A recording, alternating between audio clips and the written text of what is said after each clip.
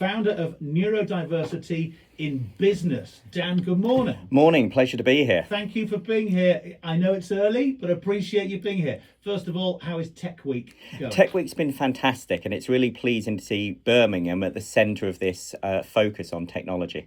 So talk to me about neurodiversity in the workplace.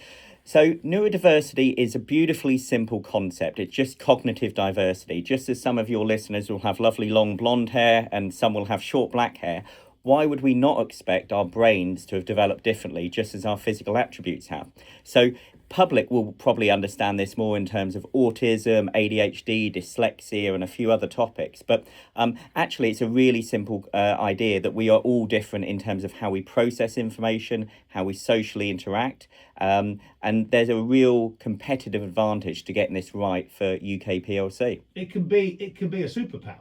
Yeah, I mean, look, it's a bit of an interesting term, superpower, because a lot of people in our community, including myself, challenge that because it disenfranchises some of our community because there are real challenges. But equally, on an individual level, we should never take away from people if they feel their attributes are a superpower.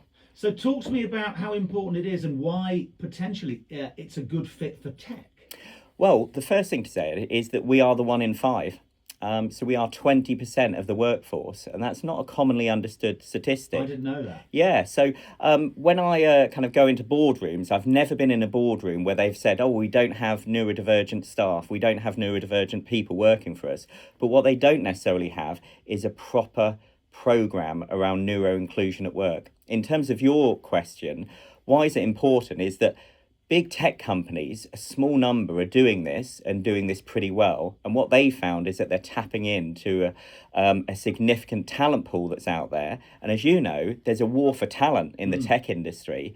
So tapping into this talent pool has proved to be a competitive advantage to those companies. And what kind of jobs specifically are a good fit?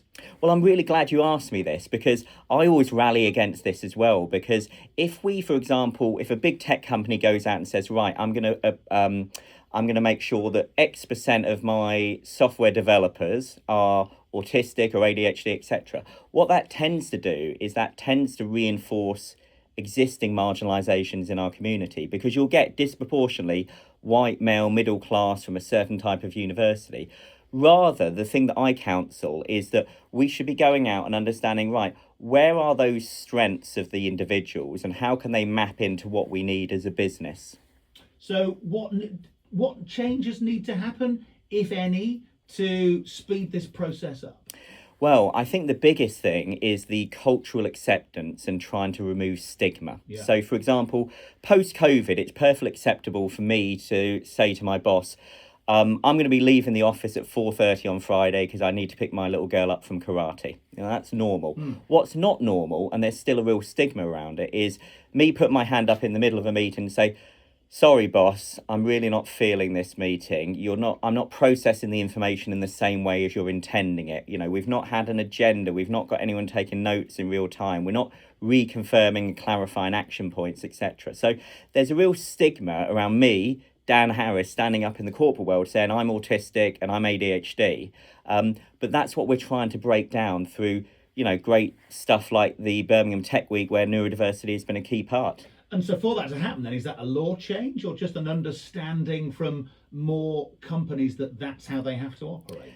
So I don't think it's a legislative issue. I think it is more a cultural issue. And the fact is that more businesses going out there and having a really honest statement, which is we want to become a neuro-inclusive employer of choice. But you know what? We're not there yet. We're pointed in the right direction. Help us. Exactly. Help And, us you know, better. I always say, you know, the 3 priorities for these senior leaders are to listen, and listen, because you've got those 20% of your workforce already in there.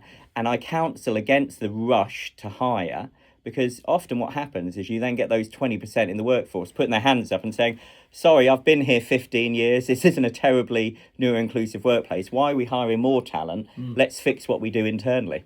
Will AI affect anything in the future? Will it make it easier for more of these jobs to become available? Yeah, well, Will it help? we couldn't be in Tech Week without not talking about AI, I could imagine we? it's all you've talked about all week. So look, I'm really positive about this because I think the future is neurodivergent, and the reason is if you look at any of the consultancy reports that say 30 to 60% of our workforce will be automated out in the next 20 years, that's a positive thing for us neurodivergent folk, because where we excel are not necessarily those straight line thinking skills which are being automated out through AI.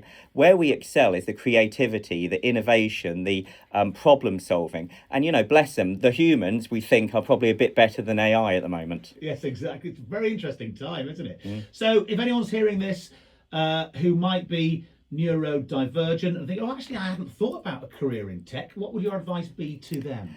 I would say do not be put off by the fact that you may have some prejudice or preconcerns about certain companies. So Neurodiversity in Business, our charity, has over 1,000 corporate members, and we've got the likes of Amazon, Google, SAP, Oracle. So these are big tech companies, and I can tell you that they do have proactive neuro-inclusion at work programs, and actually some of them are doing pretty good work. So don't be put off, because we absolutely need that pipeline coming into the industry. Okay, and so where can people go to find out more then? Neurodiversity.org, very simple website, and you'll find everything you need to know about neuro-inclusion at work.